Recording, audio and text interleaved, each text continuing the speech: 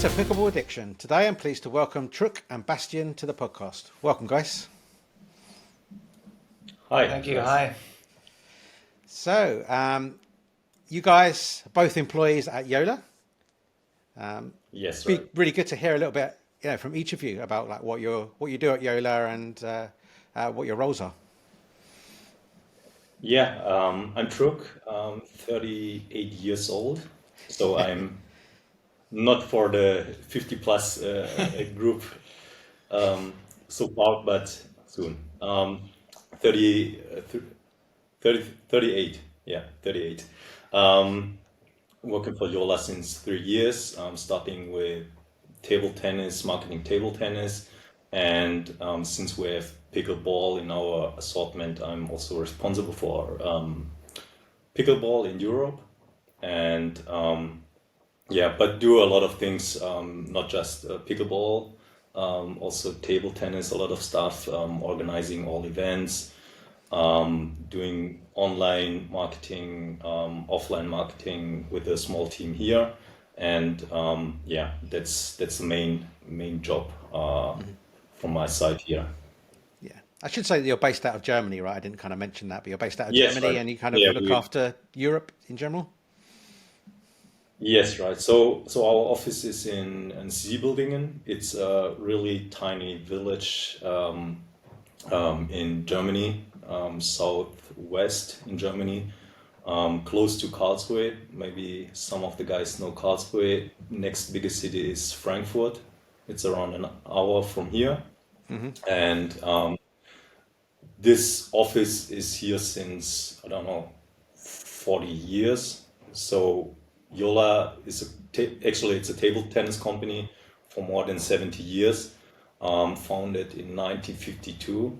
And since then we have, yeah, the office and the warehouses and production, most of the stuff, yeah, located close to Karlsruhe, Landau, Siebeldingen.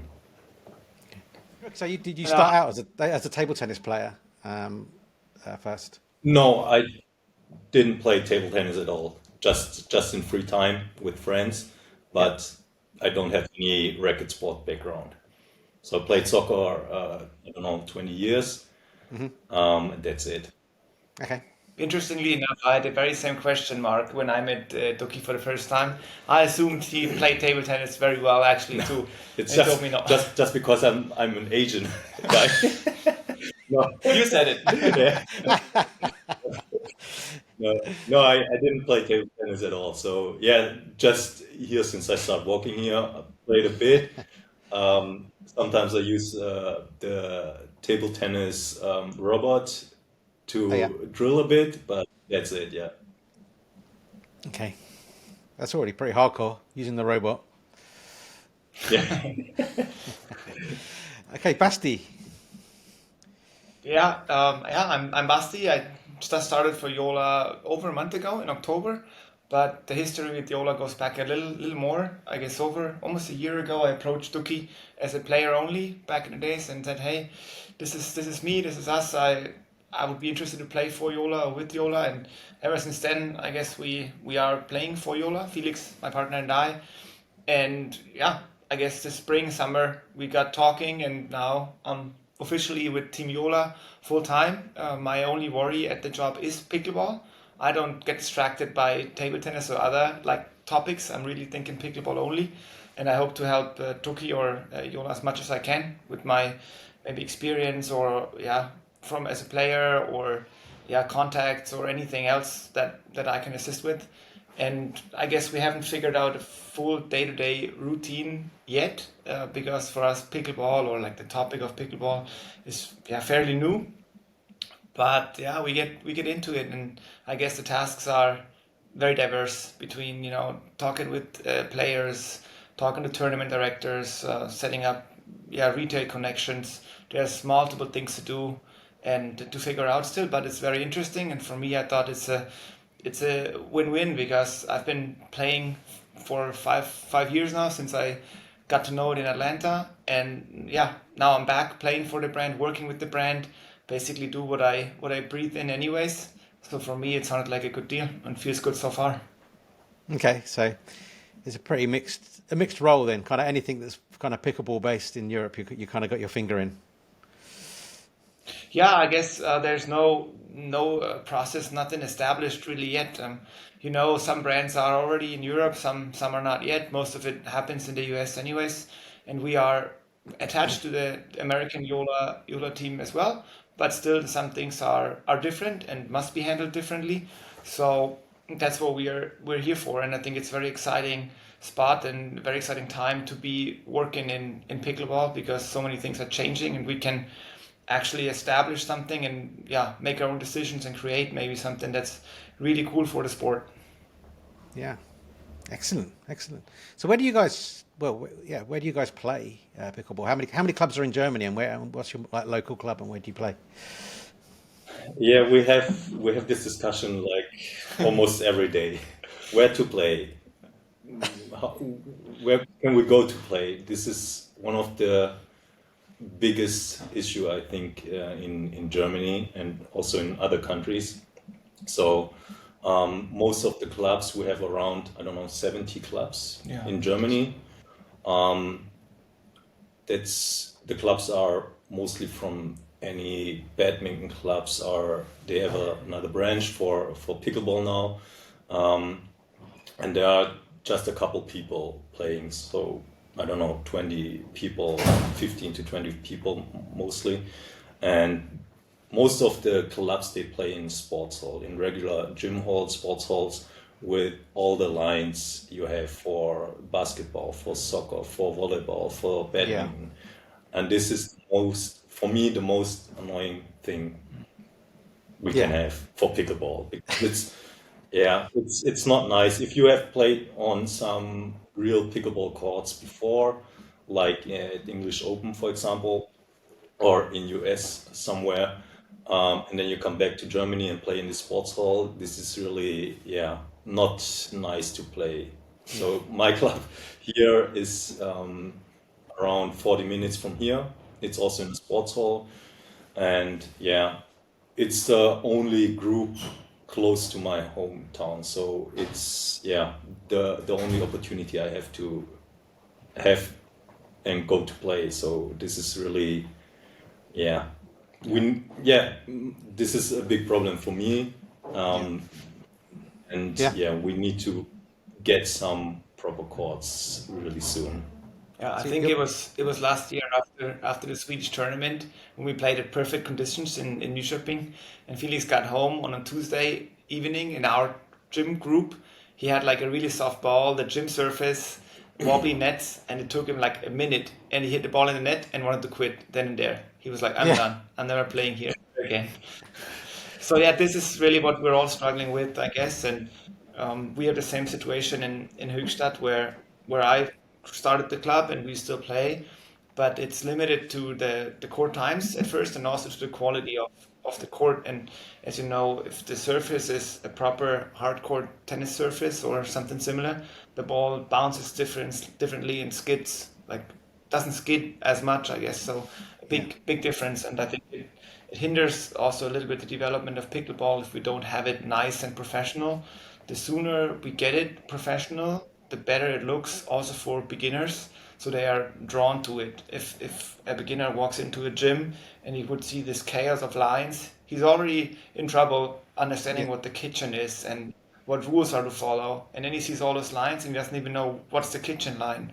So I think this is a big problem we're having these days in Germany. It goes very slow, but hopefully we can crack it open. And some places have started doing it. Yeah, some places like tennis clubs, for example, they are converting tennis courts to pickleball courts. There is a club in close to in Stuttgart. They have a big hall with 5 tennis courts, and they converted 1 to 4 pickleball courts with ah. really nice surface, and it's really nice to play there. Yeah. So it's dedicated. It's not like And they it's not a tennis yes, court, right, and okay, yes, so it's okay. That's nice. it's just a pickleball court. Yeah, they Proper have net. proper net. Yeah, Ah, like a and this permanent is net. what we need. Yeah, this is what we need in Germany and in Europe at all. So that we have proper courts, even if it's commercial. But I think people are willing to pay to get some time to play on proper courts than rather than playing on some sports hall floor with tons of lines. Yeah. Well, it's the same problem in the UK. Like, it's the same problem everywhere. Like, I think right now outside the US, like I think we had our first dedicated club just a couple of months ago after the English Open, actually, in and around Telford, and it has the rollout mats. So it's still not even on like a proper, tennis surface, but that's the first, and there's 3 courts there. But yeah, I think in the UK we've got over 300 clubs, we're like a little bit further like ahead, but we still haven't got any. But I know they're coming because I've talked to a few people, and there's definitely spaces coming. I think within the next 12 months we'll probably see a few like starting to appear, like proper facilities. So looking forward to that for sure, because like you say, it's a different game, isn't it? Playing on a gym hall with a soft ball is totally different from playing on a proper court with a hard ball. Yeah, it's also for the players. I think for them it's a nicer and better feeling to play on proper courts than on playing on the sports hall floor. It's a different feeling to play on proper courts. Yeah. And also with another ball. So yeah. Yeah, and that like we have found a little workaround because we figured out eventually if all the other like good teams in Europe have the proper courts, like you see them in Spain, you see them in Sweden, you see them in England now. If we don't adjust and kind of have that training condition or practice courts for us, then we're gonna kind of fade away a little bit. So we have found a workaround, and we talk to tennis club now and pay for the hours and mark our lines every single time we go. So obviously this is not very sustainable, but this is what we have to do in the meantime, and we're hoping that it goes very, very quickly because it's a lot of work without. Yeah, also competition wise. So if you compare the level in US with the level we have here, it's really a big difference. But their advantage is that they have proper courts, they have more players, more better players than we have here in Europe at the moment. But they have other conditions to play, and this is what we are missing here. That we have these conditions where our top players can practice and compete on this level. So if we think in a long term for, I don't know, Olympics, for example. So one stage we need to compete with the US team, for example, and this is not possible, I think, at the moment. So we are really far away from that level. Yeah.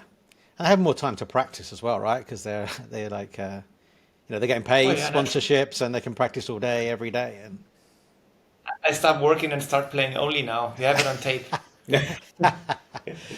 Yeah, it's a challenge, but like that's just going to be the way it is, right? I mean, I'd love to see like a European tour at some point where and then ultimately like almost like a Ryder Cup kind of competition where the US play Europe.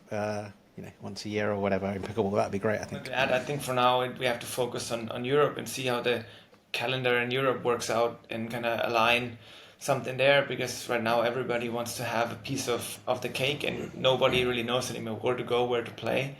And you know that it's coming. The tournaments are getting bigger. You can maybe earn some money if you play the top level. But again, it's very spread now, and the calendar is not really clear for anybody, really. No, absolutely.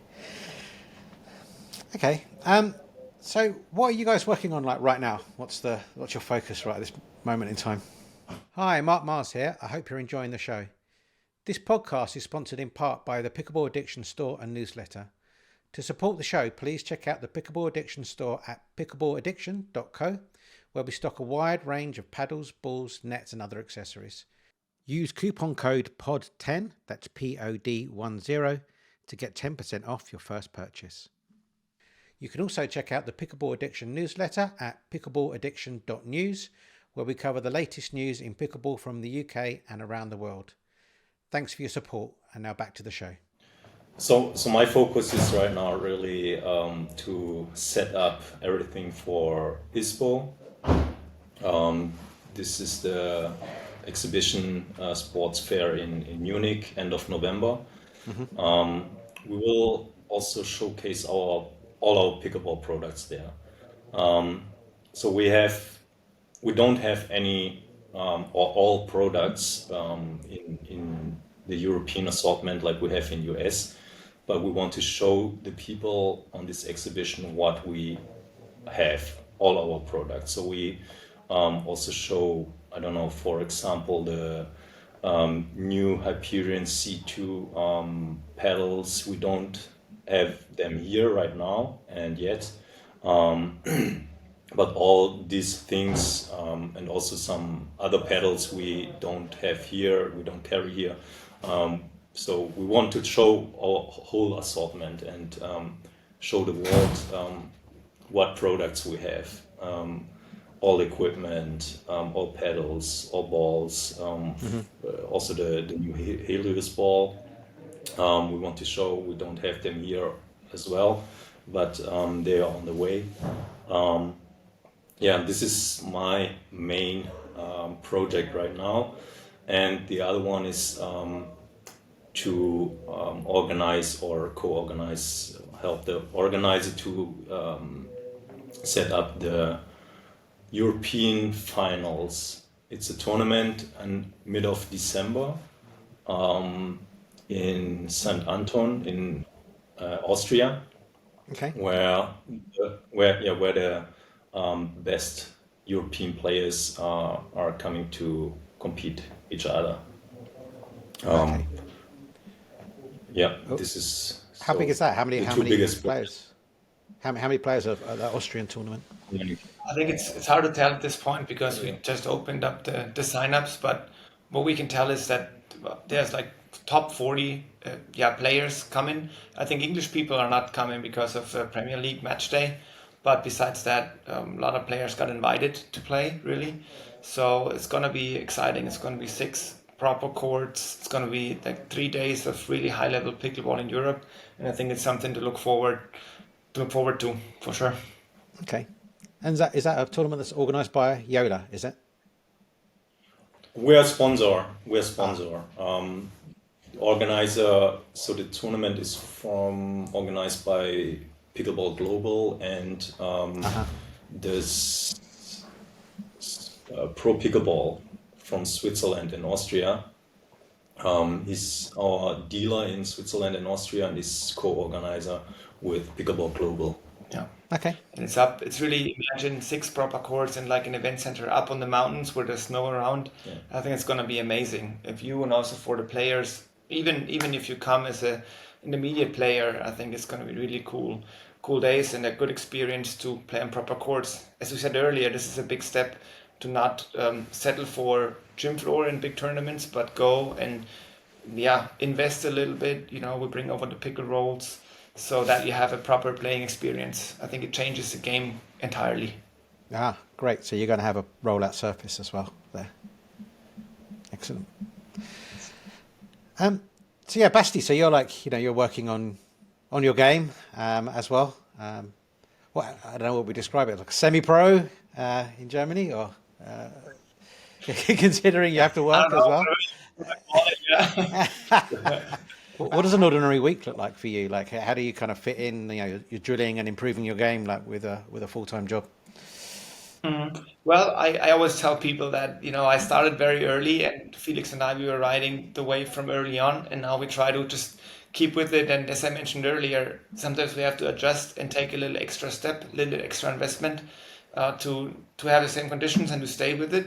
But so far it's good. And really my week is now really cool that I can do it with Joola, because before I was in a normal day-to-day job and I couldn't really practice at all during the week. Only weekends were jam-packed, 3-4 playtimes on the weekends. I do a lot of drilling still, one-on-one, because that's, to me, still the most effective, rather than playing with 4 people that are not maybe up to the full speed of the game. So a lot of drilling, and now with Joola, I'm thankful that I can work from home the majority of the week. I'm always at the office 1 or 2 days a week. Like now you see I'm at the office Monday, Tuesday. Next week might be totally different. but whenever I'm at home in the Nuremberg area, then I get to practice and drill. We do a lot of evening, like 8:30 to 10:30 drills, because that's when the gym surface is open for us, and on the weekends as much as we can. I have a little ball machine, and that's how we practice. But I also spend a lot of time thinking and strategizing, maybe watching some videos, and Felix and I on that level are very well connected. We talk a lot, we share the tasks without even planning very much. We just get along so well as childhood friends. So we are, I think as a team we work well. And now with Joola, I have a proper setup to do it as long as I can. I mean, I'm also not getting younger, but 31, and I have a couple more years left, I think.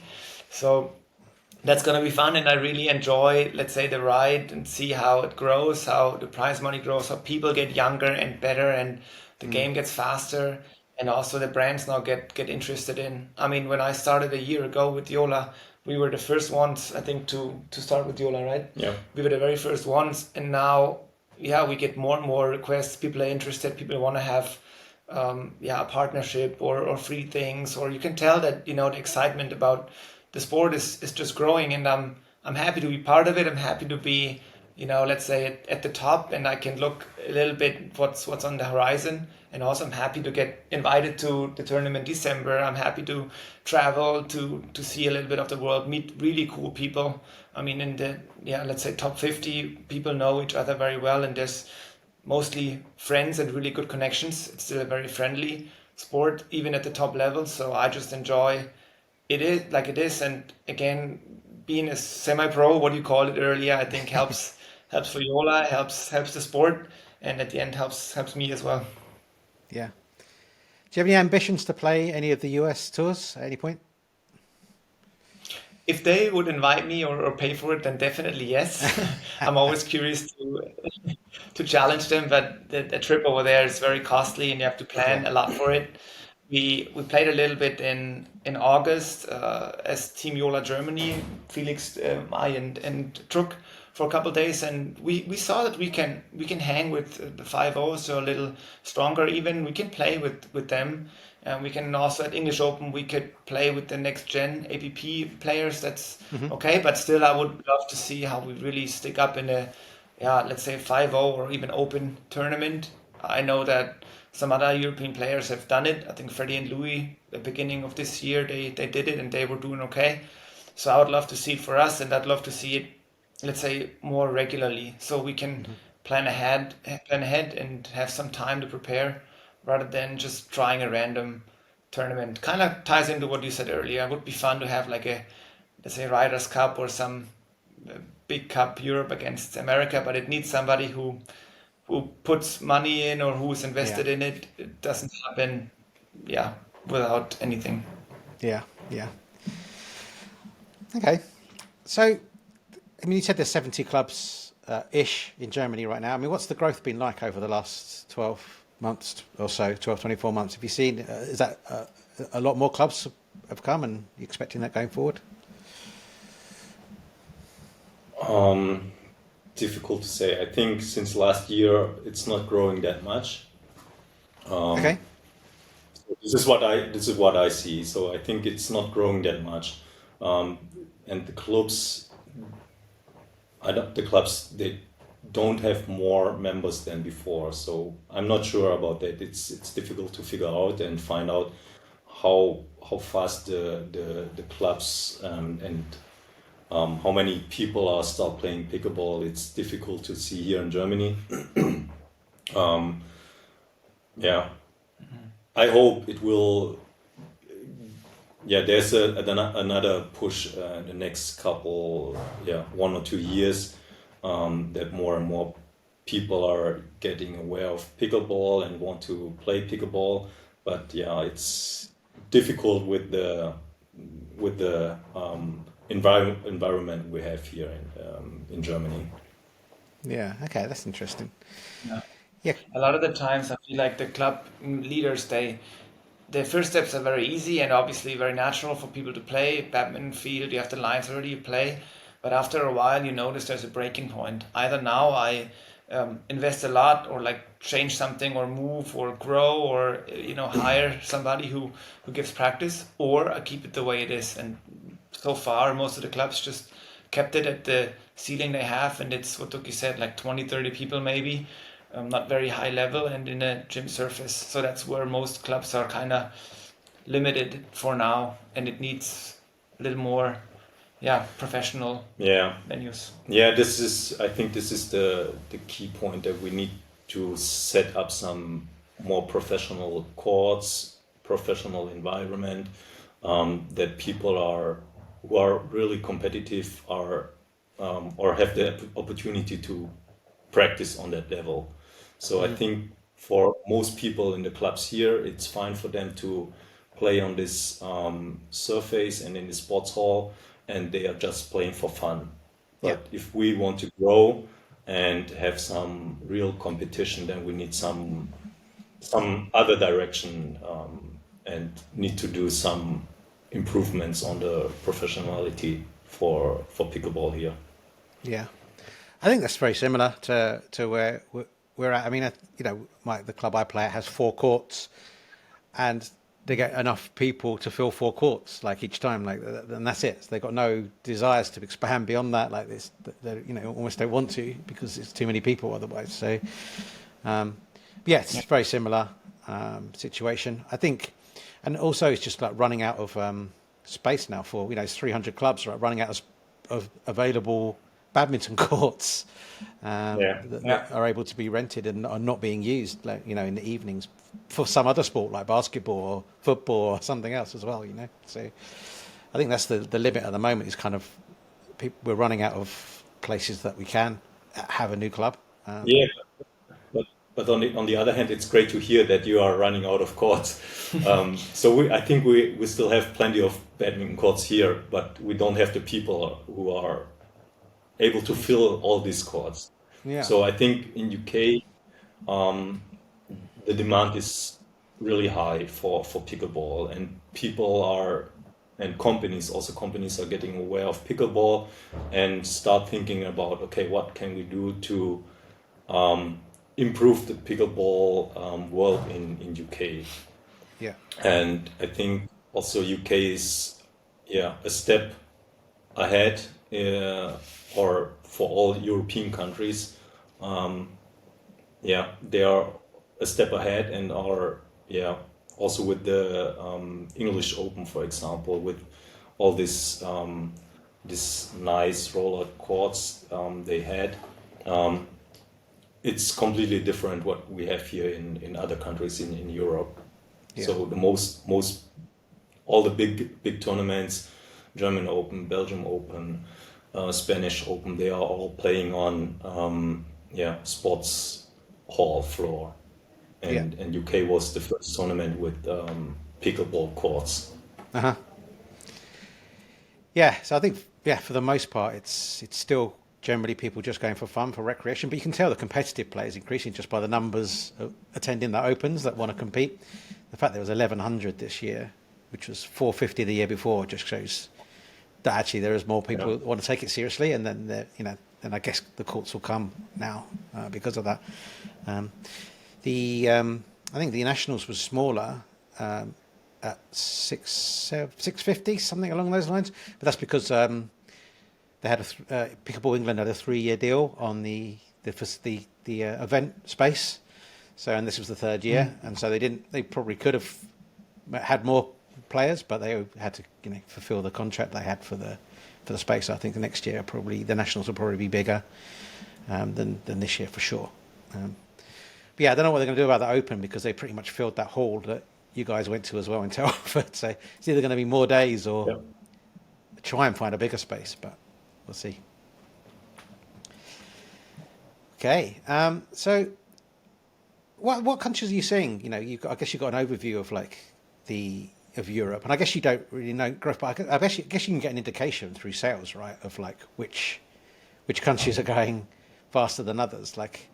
What other countries in Europe are you seeing kind of some good growth? It's clear for us that UK is the strongest market in Europe.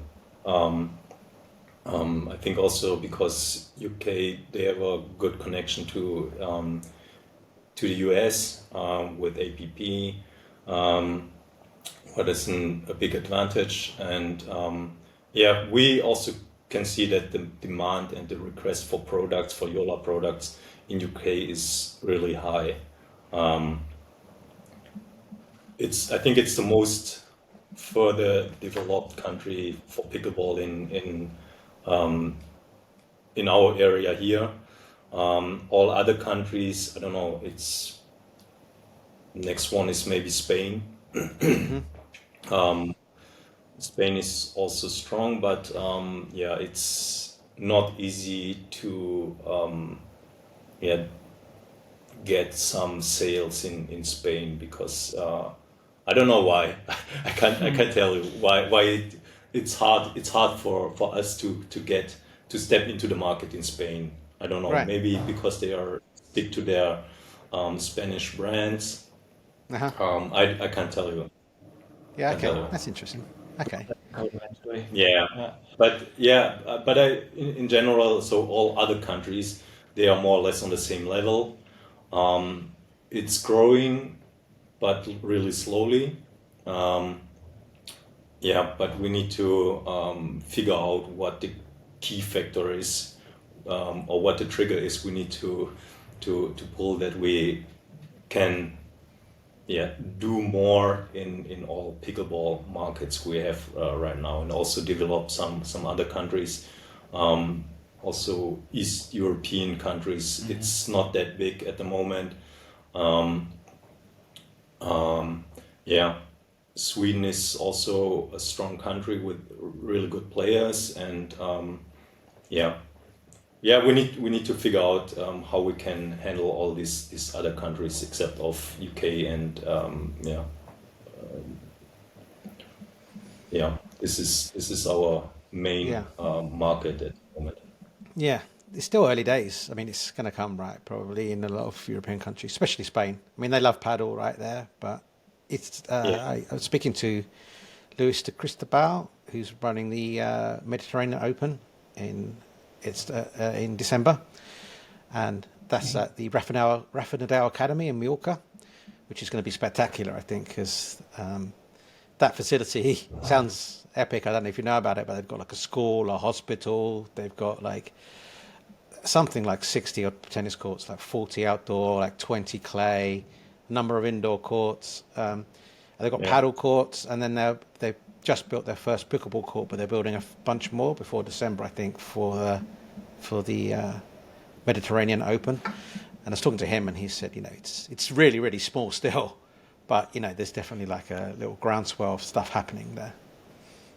Yeah, I think we've talked to him as well, and I think it's very interesting, and I think he's on the right track. I think he's having the right idea how to set up a big tournament because it's like distinguished at the academy. He has dedicated courts from the get-go. I think it makes a lot of sense the way he's doing it. So I yeah, I support like his plan for now, and I hope that I can be there. Haven't signed up yet, but I will. No, yeah, it's going to be, yeah, it should be good. I'm just, see, that's the problem with doing these podcasts now. Now I heard about it and you talked to him. Now I'm going, so I'm going to be there for sure. okay.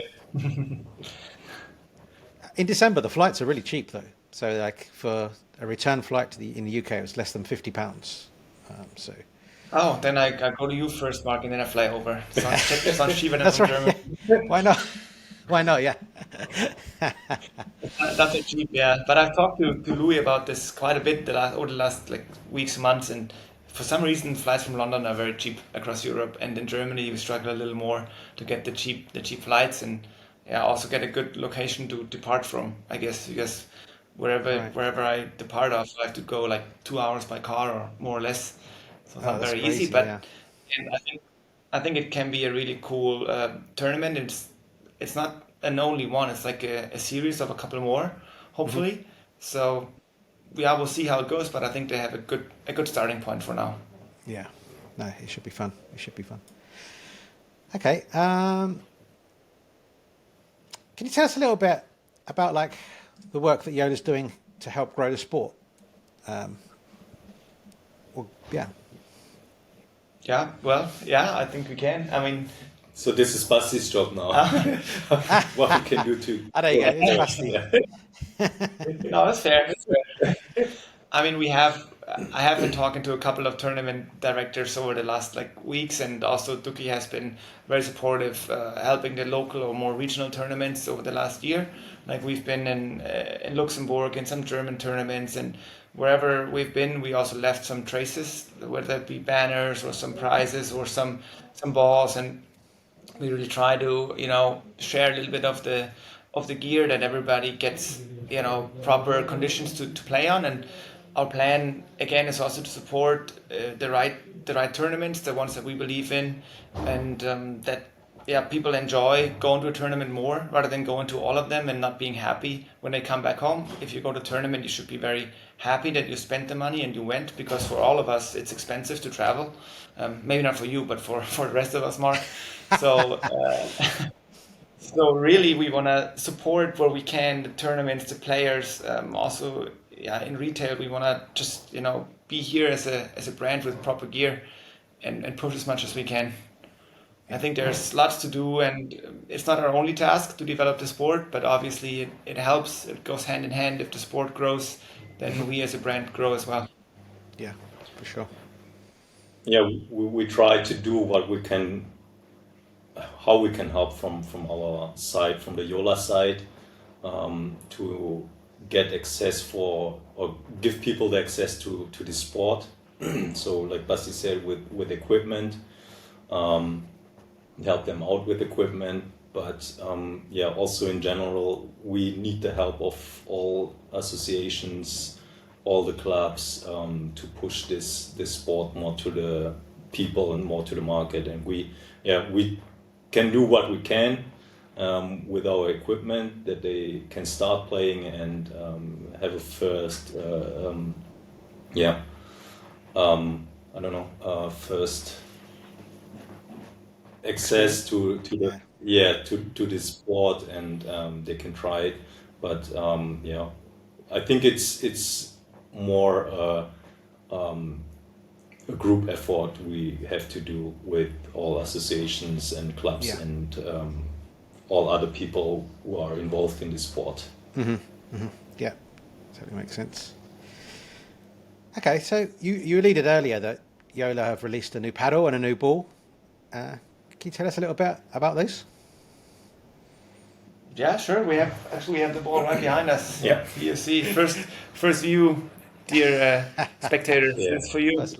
Yeah. Looks like all other balls, but it's really it took us a long way to develop this ball. So we have, like I said in the beginning, we have 70 years experience in table tennis, also with developing balls, rackets for table tennis, blades, rubbers for table tennis. What really helps us to develop all this high quality paddles and balls and pickleball equipment we have now.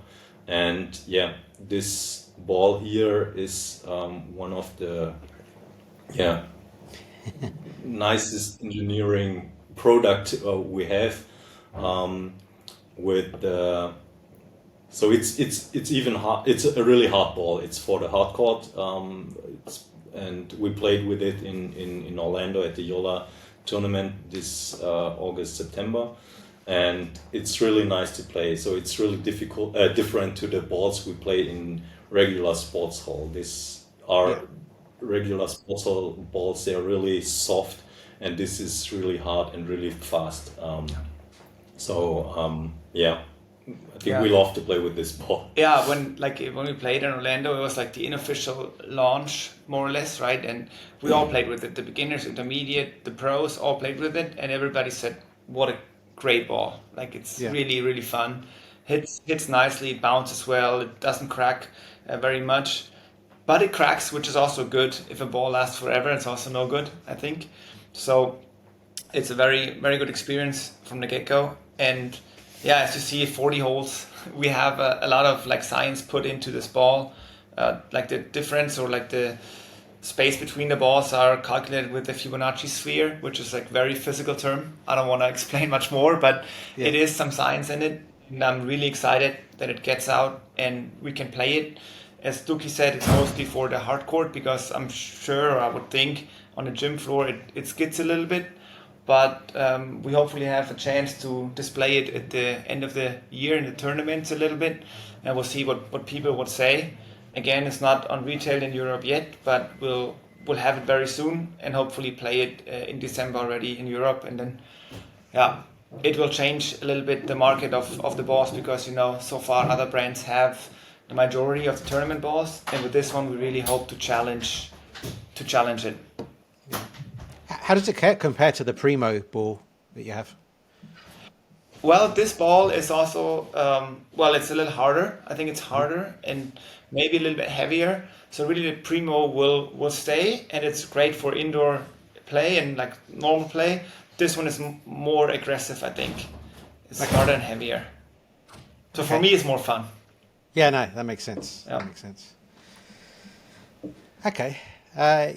Okay, that makes sense. Yeah, because the Primo was 40 holes as well, right? That's 40 holes, and it's kind of outdoor mainly. Yes, but you it can was still use it indoors. It's a bit softer. hybrid. Yeah, I think it was a hybrid ball, and you can still play with Primo. Still a good ball, I thought. But this one I was really impressed with, and it's not easy to make a proper ball that has all the specifications you need, and this one does have it. Yeah. So Okay. people be excited for the Helios ball. Yeah, no, definitely. So yeah, I'll definitely get my hands on a few when they're available over here in Europe. It'd be good to give them a try. So the new Hyperion C2 paddle as well. Tell us about that. Like, what's the evolution Yeah. from the original Hyperion, and how does it vary from the Perseus, for example? Exactly. Yeah, it's kind of like a merger between the two of them because a lot of people like the shape of the Hyperion. I mean, this is the paddle that, we have sold the most, I guess, over the last year or two. And now we have basically the same shape, the little elongated face and with the round edge, arrow curve Yeah. edge up top, Yeah. but with the Perseus surface, like with the carbon Yeah. surface on top. So it's like a win-win of both worlds. And yeah, it's a really, really good paddle. I haven't played with it personally. I don't know if you have. No. We will have it for ISPO in Munich. We have some samples here, but we will order them as well for the European market then. Yeah, great. Well, I've got both. I've got the Hyperion that's- and the Perseus, so that's the ones I generally use. So, I can imagine how it looks as a hybrid. Good, yeah. Well, as I guess we said earlier, a lot of technology going into the product, and I think it's ever changing. With the rules, with technology, and we'll see how far it goes. When it comes to spin and power, but I think we're not at the end yet. Yeah. So the core of those paddles, I don't know if the Hyperion and the Perseus cores are the same, are they? Or are they different? And if so, which one's the C2 got? As I said, C2 got the Perseus core. Do you know?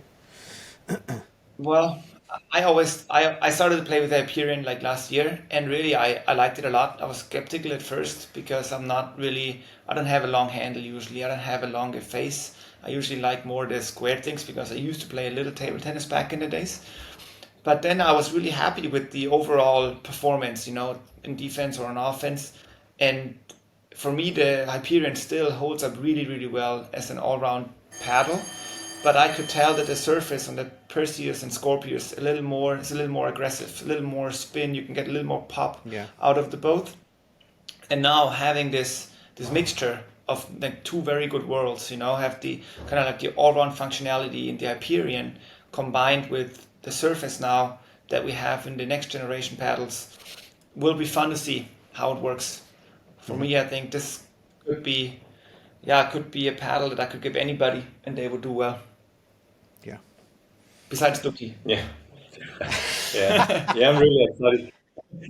I'm really excited to test all the pedals we develop, and I test almost all pedals we have, and it's really different sometimes to say, okay, what is the difference of this pedal? What is the difference of this pedals? Because I also don't have that experience in racket sports. So other people, for example, the table tennis people here, they have a lot of table tennis experience. They can tell you really the smallest difference of the table tennis racket. And I think the more you play with all the pedals we have, the more you can feel the difference as well. So this is what I need to figure out. So yeah, I think but it's nice to see all the pedals and to play with all the pedals.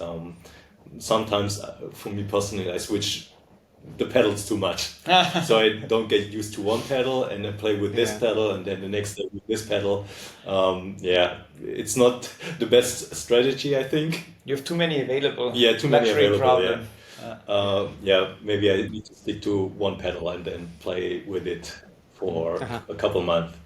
Yeah, but yeah, the technology, like Basti said, it's more or less the same.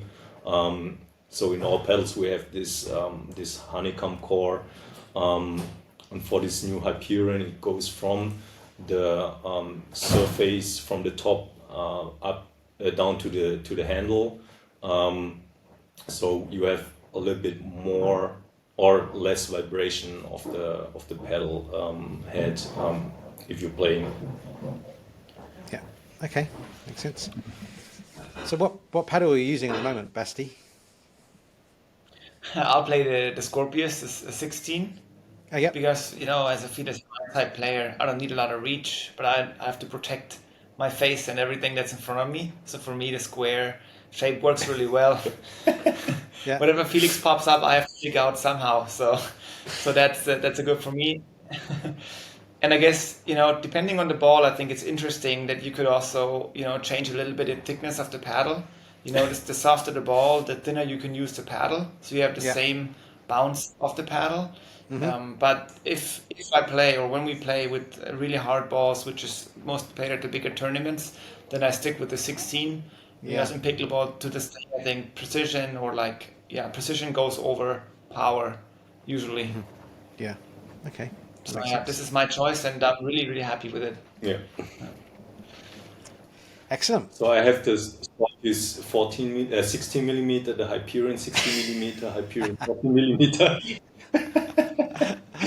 Pairs is 60 millimeter and pairs is 40 millimeter. More than the girlfriend has shoes.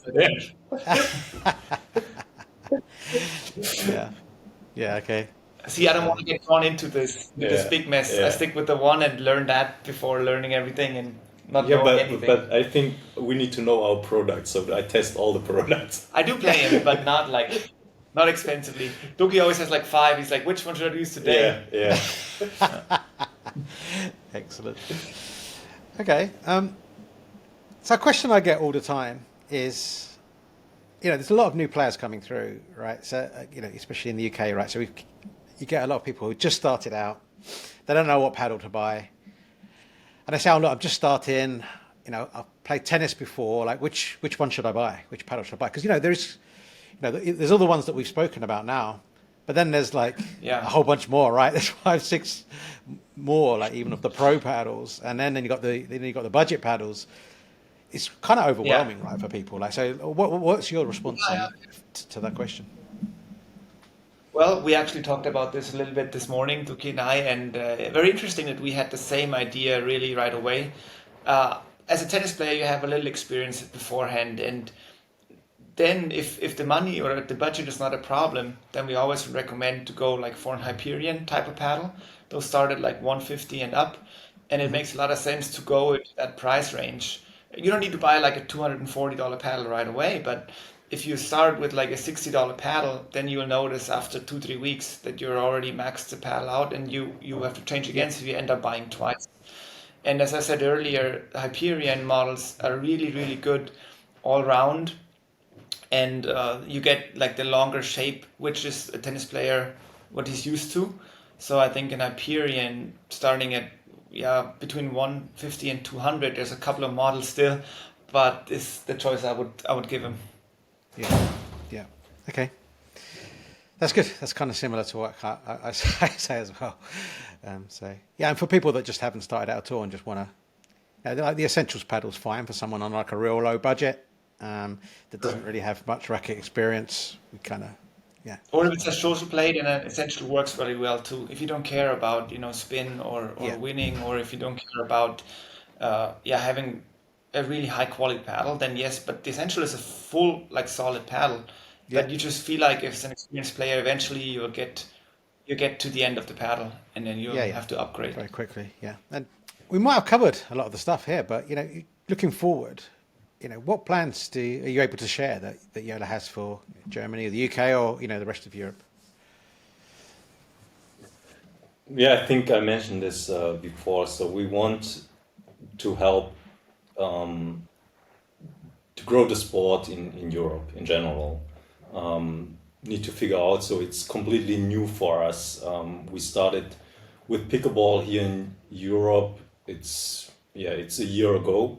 So in general, we started with pickleball in April 22, and then a couple months later we started with pickleball in Europe. So for us, everything in pickleball is like new for us. For Basti knows it a little bit more, but the market for us in Europe is a blank sheet. We need to figure out what tournaments are popping up, then what groups are coming, how we can help these groups, how we can help the tournaments to grow, how we can involve new people to the sports and also other people from tennis, for example, to get one step to pickleball and what we can do to help them to go to pickleball or include pickleball to their clubs.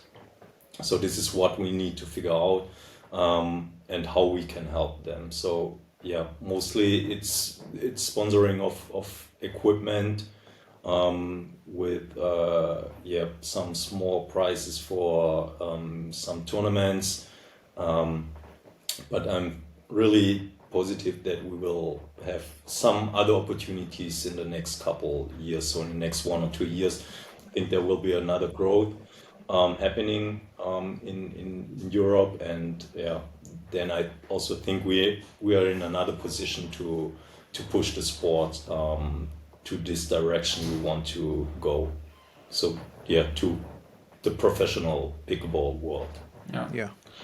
Yeah, and I mean, there's several ideas I guess we have, or I have in my head personally at least. Like for me, my dream would be to assemble like a team Joola, like with a lot of players on it, and eventually there's gonna be an event maybe where you play as a Joola only team, or you play an MLP style event across Europe. This is like what I have in my head, and that would be really fun to do.